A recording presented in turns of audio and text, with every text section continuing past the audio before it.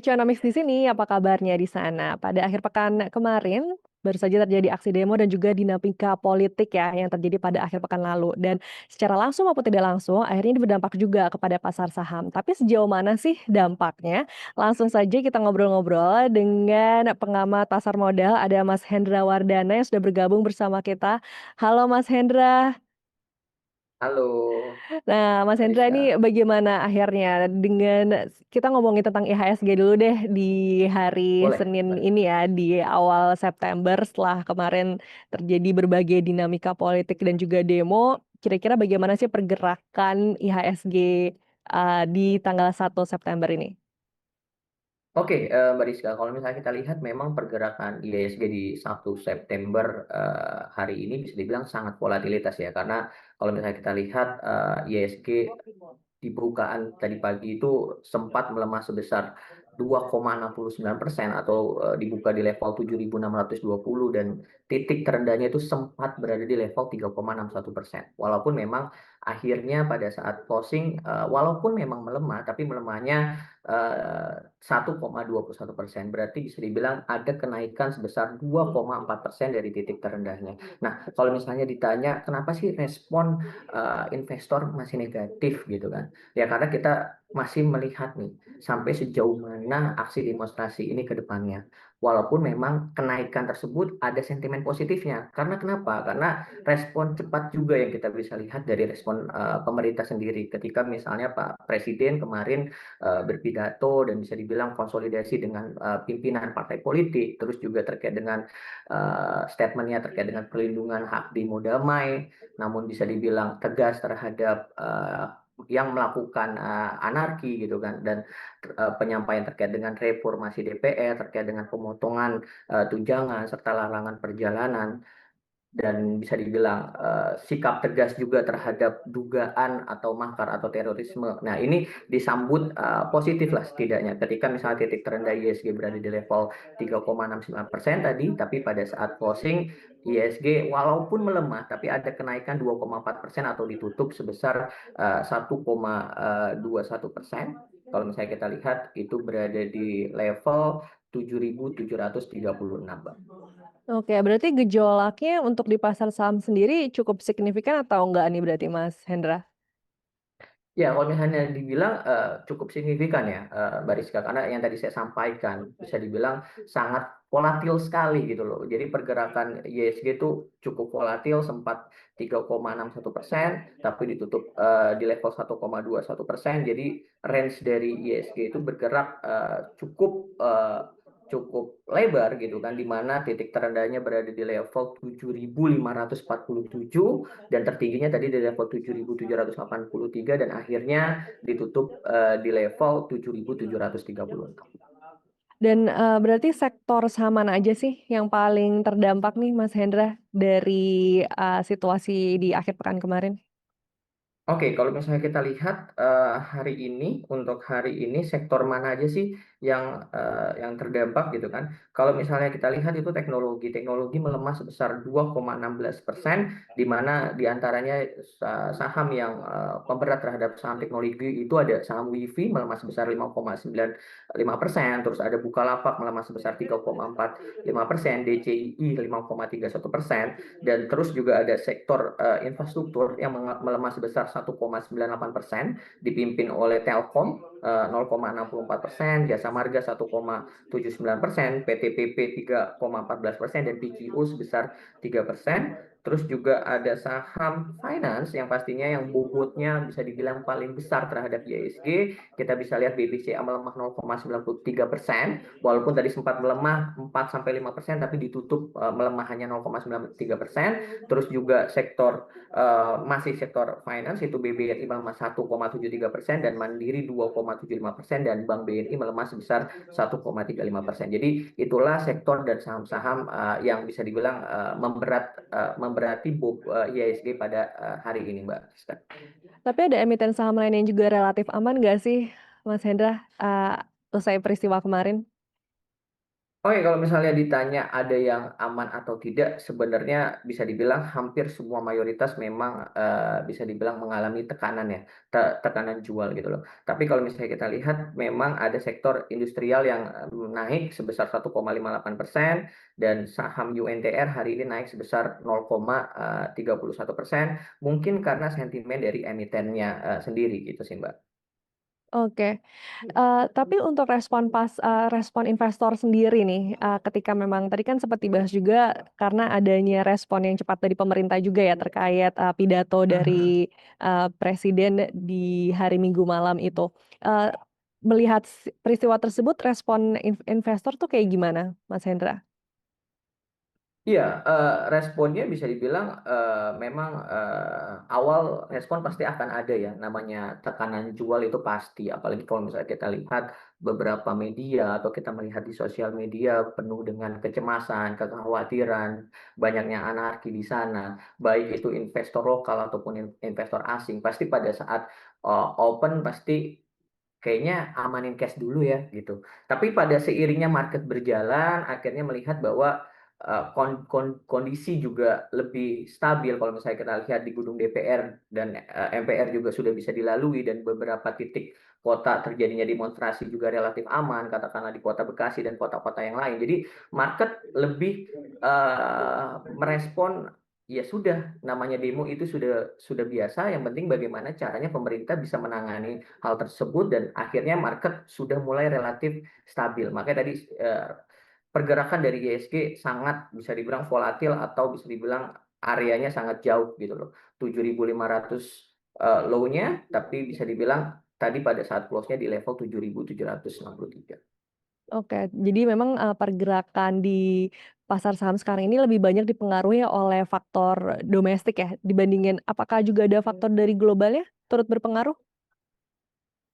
Betul, Mbak Rizka, kalau misalnya ditanya apakah, faktor saat ini lebih ke arah domestik, betul sekali lebih ke arah domestik, tapi memang, kabar baiknya sebenarnya di bulan September ada potensi untuk The Fed, menurunkan tingkat suku bunganya. Jadi memang ada peluang lagi untuk emerging market seperti Indonesia akan ada inflow yang masuk dan ini sebenarnya katalis yang positif dan kalau misalnya kita lihat juga beberapa, minggu kemarin BI sudah mengambil langkah lebih dulu untuk menurunkan suku bunganya sebesar 5 basis point. Jadi ini salah satu respon yang positif sebenarnya. Jadi kalau misalnya kita lihat sebenarnya pada saat pas Kamis, Jumat sebelum demo itu IHSG sempat, eee, pis tempat apa ya, bertahan di level, psikologis 8.000. Tapi karena memang adanya gejolak yang bisa dibilang terjadi di, negara kita sehingga tidak mampu untuk bertahan di level 8.000. Tapi, saya melihat bahwa akan ada potensi lagi untuk IHSG balik lagi ke level 8.000, apabila ketika misalnya The Fed sudah berpotensi, di bulan September ini akan memotong 25 basis point. Itu salah satu langkah yang positif sehingga saya melihat ada potensi untuk IHSG kembali, ke level tertingginya. Oke, jadi memang ini sepertinya masih akan jangka pendek aja ya bagaimana pergerakan saat ini. Kayak gitu nggak sih Mas Hendra? Iya, sebenarnya kalau misalnya kita lihat memang, ya sebenarnya pergerakan, respon terhadap, demonstrasi, ya itu sebenarnya itu hal yang biasa sih. Tapi memang kemarin menjadi luar biasa karena memang adanya korban jiwa, adanya pembakaran di mana-mana. Tapi pada akhirnya market akan melihat ke depan bagaimana sih cara pemerintah Indonesia menangani demo tersebut dan apa yang dituntut masyarakat ini didengar nggak sih? Nah, itu yang nanti akan kita lihat responnya selama, 1 pekan ke depan. Nah, ketika Iya. misalnya hal tersebut dijalankan oleh pemerintah dengan baik, legislatif dengan baik, saya melihat, akan ada, apa ya, akan ada potensi untuk IHSG juga kembali ke titik, tertingginya. Tapi ya Mas Hendra ini pas banget juga tadi pagi ya Menko Perekonomian itu kan juga konvers ya di gedung BEI, beberapa yang disampaikan itu juga terkait memastikan bahwa fundamental ekonomi Indonesia ini memang solid dan meyakini bahwa apa yang terjadi di market saat ini hanyalah jangka pendek aja gitu. Dari Mas Hendra sendiri apakah juga mempunyai tadi juga mempunyai pandangan yang sama seperti itu kah? Iya, betul kalau misalnya kita lihat, memang, neraca dagang kita aja di bulan Juli itu memang naik ya 4,18 miliar dibandingkan dengan bulan sebelumnya di 4,11 miliar dan PMI manufaktur juga kita mengalami ekspansif di bulan Agustus sebesar 51,5. Memang yang jadi problem, di kita ini terkait dengan, data inflasi ya, bisa dibilang kemarin, bulan Agustus ini kita deflasi, jadi yang sebelumnya 2,37 tapi di bulan Agustus 2,31%. Nah, ini sebenarnya langkah yang bisa dibilang kita PDB kita nambah iya, tapi itu lebih ke arah investasi asing. Nah, makanya ini PR dari pemerintah adalah bagaimana cara meningkatkan daya beli masyarakat supaya lebih meningkat lagi. Makanya Bank Indonesia caranya untuk meningkatkan daya beli masyarakat seperti apa? Nah, caranya menurunkan suku bunga. Nah, itu sudah sangat tepat menurunkan 25 basis point di angka 5% dengan harapan apa? Daya beli masyarakat meningkat. Banyak UMKM yang akhirnya berani untuk ekspansi pinjam kredit ke bank dan akhirnya juga banyak perusahaan-perusahaan yang notabene berani untuk pinjam ke bank untuk ekspansi. Ketika UMKM bangkit, perusahaan-perusahaan ekspansi diharapkan pertumbuhan ekonomi juga kembali lebih baik. Karena kalau misalnya kita lihat secara postur dari GDP kita atau PDB kita, memang mayoritas sumbangsi terbesarnya memang masih di konsumsi rumah tangga. Sedangkan konsumsi rumah tangga kita masih bisa dibilang turun. Nah, ini yang sebenarnya harus jadi challenging bagi pemerintah untuk meningkatkan daya beli masyarakat yang notabene masih dalam kondisi yang belum baik. Oke, itu faktor-faktor yang nampaknya juga tetap harus diperhatikan ya dan jadi PR juga nih, Betul. kalau gitu buat pemerintah ke depannya. Nah, kalau terkait nilai tukar rupiah sendiri bagaimana, Mas Hendra melihatnya? Oke, kalau misalnya kita, lihat terkait dengan nilai tukar sendiri ya, Mbak, ya, kalau misalnya melihat terkait dengan, nilai tukar bisa dibilang, rupiah memang, sangat stabil. Kenapa saya bilang sangat stabil? Kemarin ketika misalnya memang ada gejolak politik luar biasa, memang sempat depresiasi di level 16.500, tapi akhirnya bisa dibilang rupiah kembali menguat dan sekarang rupiah juga sudah menguat di 0,28%, berada kembali di level 16.400. Jadi sebenarnya kemarin pada saat Bank Indonesia menurunkan suku bunga saja, rupiah juga masih kuat. Jadi saya melihat pergerakan rupiah ini masih bergerak dalam range yang wajar, katakanlah di level 16.200 sampai 16.700 sampai akhir tahun. Dengan catatan kondisi ekonomi kita baik dan kondisi sosial politik kita juga masih baik. Karena memang kenapa sih kok rupiah kita kuat? Karena memang kondisi dari Amerikanya sendiri yang sampai saat ini sebenarnya bisa dibilang dalam kondisi yang belum baik. Dilihat dari mana? Dilihat dari GDP, debt to GDP-nya. Jadi hutang hutang Amerika itu terkait dengan GDP-nya itu mencapai 123%, yang normalnya itu 60%. Jadi bisa dibilang memicu kenaikan resiko yang bisa dibilang resikonya tinggi gitu. Makanya kalau misalnya kita lihat harga emas dunia justru melambung tinggi. Kenapa? Eh, Investasi-investasi pada beralih yang tadinya ke US Treasury pada masuk ke notabene pelan-pelan masuk ke komoditas gold. Oke. Nah, ngomongin gold atau emas, nih kalau nggak salah hari ini juga di tanggal 1 September ya, turun Rp2.000 di awal September ini. Apakah itu juga ada pengaruh dari peristiwa kemarin atau mungkin justru ada faktor global yang mempengaruhinya, Mas Hendra? Iya, kalau misalnya, kita lihat sebenarnya, gold juga sudah, mulai rebound ya. Jadi sebenarnya terkait dengan gold sebenarnya langkah langkah yang, kalau misalnya balik lagi, kalau misalnya pengen beli emas batangan, ya mungkin bisa dilihat harganya, emas batangnya seperti apa. Tapi kalau misalnya dari acuan dari global gold-nya, sebenarnya sudah mulai naik. Hari ini kita lihat juga naik sebesar 0,74%. Dan kalau misalnya untuk saham-saham gold, hari ini juga sudah naik lumayan signifikan, katakanlah kayak misalnya saham Antam sendiri hari ini kalau misalnya kita lihat itu di saat komoditas yang lain mengalami pelemahan atau sektor yang lain mengalami pelemahan, justru sektor gold mengalami penguatan, katakanlah saham Antam hari ini naik sebesar 5,26%, naik di level 3.200. Terus saham emas yang lain seperti BRMS juga naik, walaupun naik hanya 1,28%. Terus juga katakanlah selain Antam itu juga ada BRMS. Jadi dua saham tersebut mengalami penguatan pada hari ini. Oke, jadi justru memang emas ini tetap menguat gitu ya, di tengah kondisi seperti ini. Nah, ngomongin lagi tentang pasar saham nih Mas Hendra, kan memang di tahun ini Oke. kayaknya dari Januari sampai bulan ya sampai saat ini kan beberapa kali sempat terjadi gejolak ya, dinamika politik itu beberapa kali sempat terjadi. Nah, ini apakah sementara dampak pasar saham tadi disebutkan bahwa, kayaknya dampaknya hanya akan untuk jangka pendek aja. Ini apakah juga pengaruh karena pasar saham sekarang kita sudah jadi lebih kuat gitu menghadapi berbagai gejolak yang ada karena ini nggak hanya sekali terjadi gitu di tahun ini? Iya, betul, Mbak Rizka. Jadi kalau misalnya melihat, kondisi seperti ini ya sebenarnya sudah biasa terjadi. Cuma bagaimana caranya memang pemerintah, eee, kejadian tersebut itu seperti apa gitu loh. Kalau misalnya kita lihat juga ya tadi, sempat melemah lebih dari 3,6%, tapi akhirnya ditutup 1,21%, ini langkah yang positif. Nah, pertanyaannya bagaimana sih kita menyikapi hal tersebut gitu kan. Balik lagi, sebenarnya justru untuk perdagangan hari Selasa besok ada potensi kalau misalnya secara teknikal, ada potensi untuk IHSG rebound.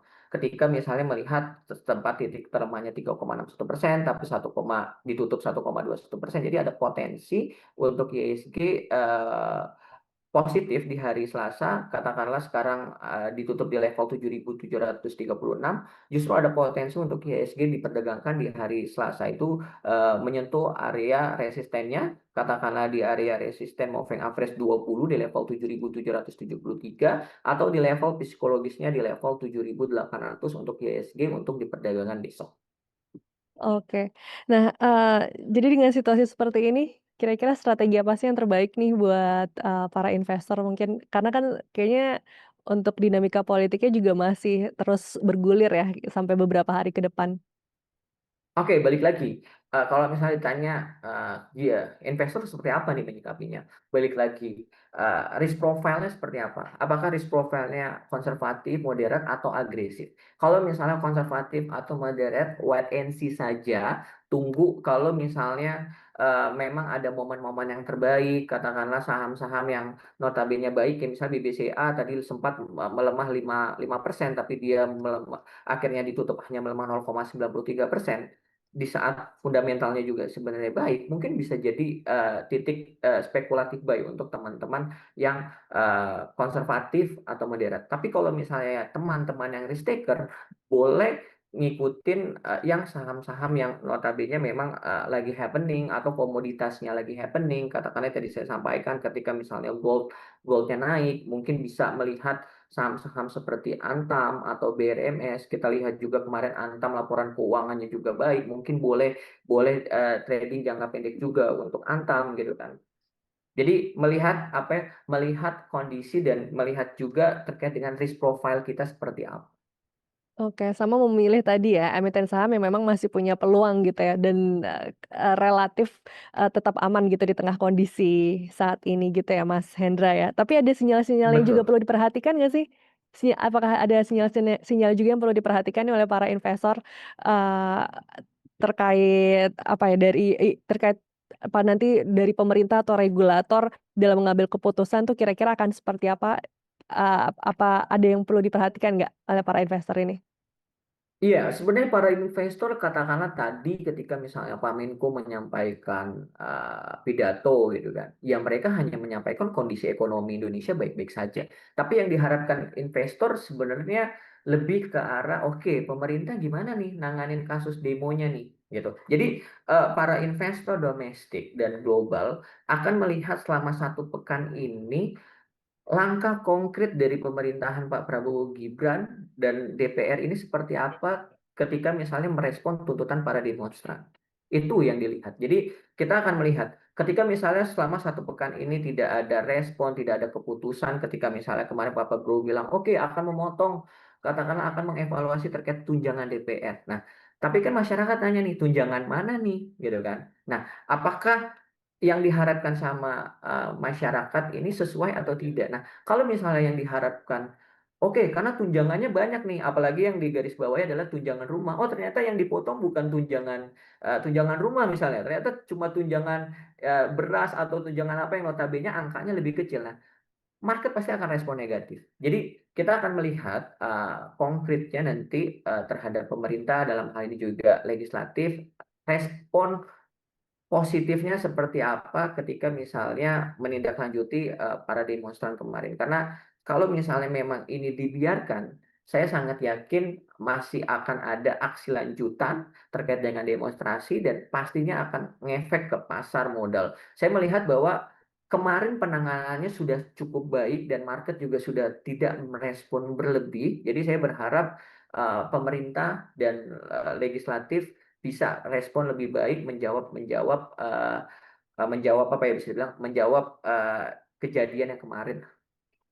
Baik, kalau begitu terima kasih ya Mas Hendra atas perbincangannya. Jadi nanti market pun juga masih menanti ya bagaimana kebijakan atau kira-kira keputusan yang akan diambil oleh pemerintah Ya, dalam beberapa hari betul. ke depan ini ya.